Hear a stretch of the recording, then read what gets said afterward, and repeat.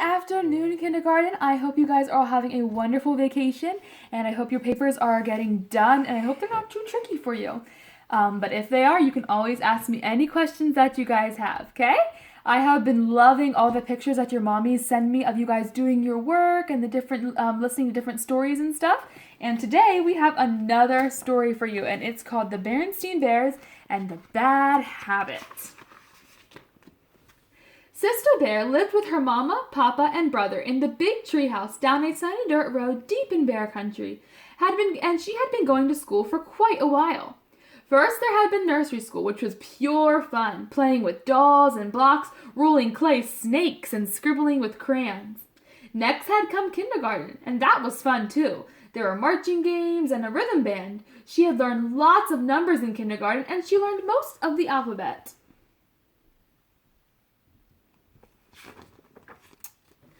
Now Sister was in first grade. Regular school was different. It was still fun, and she liked Teacher Jane very much, but it wasn't all fun. There was quite a lot of work, spelling, number problems, all kinds of things. In regular school, you have to concentrate, and sometimes when you concentrate, you form nervous little habits. That's what happened to some of the cubs in Teacher Jane's class. Lizzie twirled her fur, twirl, twirl, twirl. And Freddie scratched his head, scratch, scratch, scratch. Norman sucked his thumb, suck, suck, suck. And Sister nibbled her nails, nibble, nibble, nibble. Before she knew it, she had nibbled them down to the nubbins. In fact, she nibbled them down so far that some of her fingers were even getting sore. "Oh dear," said Mama Bear to Sister when the cubs got home from school one day. "You've nibbled your nails right down to the nubbins. In fact, you've nibbled them clean off. How did it happen?" "I'm not exactly sure, Mama," Sister said, "but some of them are getting sore."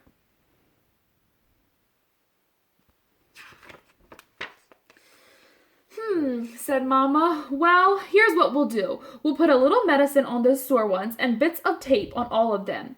That will remind you not to nibble them, and it will give them a chance to grow back." Bits of tape help Sister remember not to nibble, but they also got in the way when she tried to do certain things. It's very hard to hold a pencil with tape all over your fingertips, or turn on the TV, or scratch when you have an itch. And when Sister tried to play jacks, she couldn't get any higher than 2.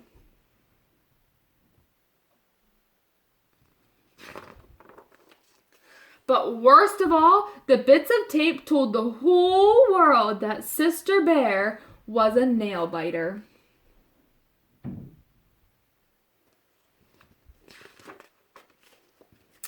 The next morning, when Sister lined up for school, Lizzie Bruin and some of the others began pointing and teasing. "Sister nibbles her nails, Sister nibbles her nails." It didn't take Sister long to decide to pull off those bits of tape. And without the tape, she forgot not to nibble. She forgot during school, she forgot on the bus, and she even forgot as she and brother climbed off of the bus.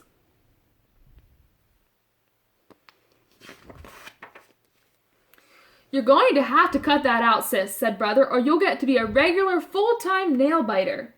"I'm afraid your brother's right," said Mama, who was organizing the wheelbarrow for some garden work. "I don't mean to nag, but nail biting is a very difficult habit to break." "Habit?" said Sister, making a fist so that her nibbled off nails wouldn't show. "What's a habit?"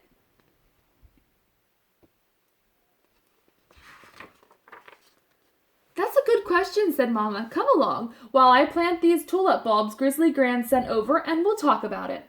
"A habit," said Mama as she pushed the wheelbarrow across the well-worn path, "is something you do so often you don't even think about it. Habits are very important parts of our lives, and most of them are good, like brushing your teeth and combing your fur when you get up in the morning, and looking both ways before you cross the road.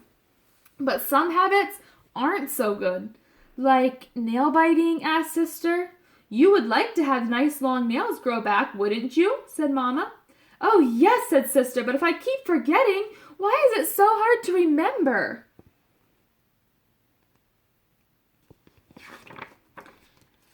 "Well," said Mama, "it's sort of like this path. I've wheeled the barrow so many times down I've rolled the barrow so many times that it's worn a deep rut right down the middle, and it keeps getting deeper every time I use it. Why, it's so deep now that I can't get it out without a little help. That's the same way it is with a bad habit. The more you use it, the harder it is to get out of it. Here, this is where I want to put the bulbs. What about my nail-biting habit? Asked Sister as she helped Mama out of the deep rut. How am I going to get out of it?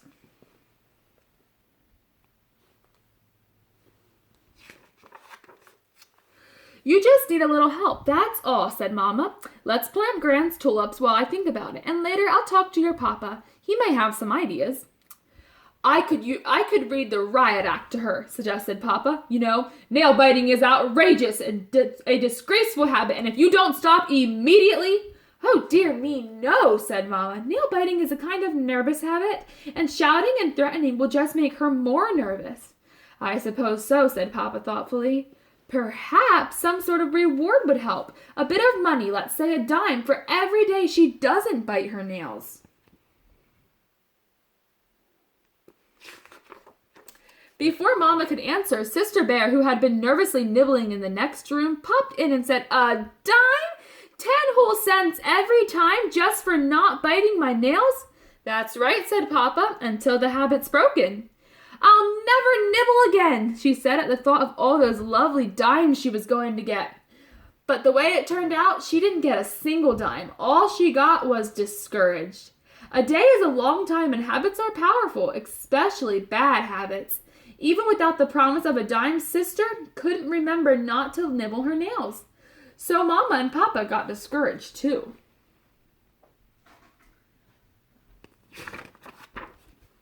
"Oh well," sighed Mama. "Life goes on. I must call Gran and thank her for the tulip bulbs." "Oh, you're very welcome, my dear," said Gran when Mama called. "And how is everything at your house?" "Is that so? You know, I was a nail biter when I was a cub, and my Mama helped me stop. What have you tried so far?" Okay. Well, I think you're on the right track with the dime, but instead of a dime, and instead of giving it to her at the end of the day..." "What an interesting idea," said Mama as she listened to wise old Grizzly Gran. So they tried Gran's idea. Instead of a dime at the end of the day, they gave Sister 10 pennies, one for each nail, at the beginning of the day, and the 10 pennies to keep unless she nibbled. And with those pennies in her pocket, jingling when she got on the school bus and jingling when she jumped rope in the schoolyard, just waiting to be remembered when some nail decided to be nibbled, the plan worked. Not perfectly, it's hard to break a habit, and Sister had to give some pennies back. But in 10 days, she had 93 pennies.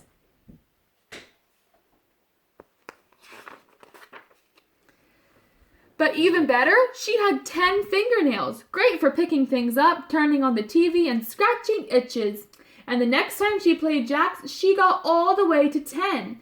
"Phew," said Papa Bear, "I'm glad that's over." "Yes, indeed," said Mama, breathing a great sigh of relief. That's when Brother Bear looked up at his fingernails and said, "You know, I think I might start biting my nails. I could use the money."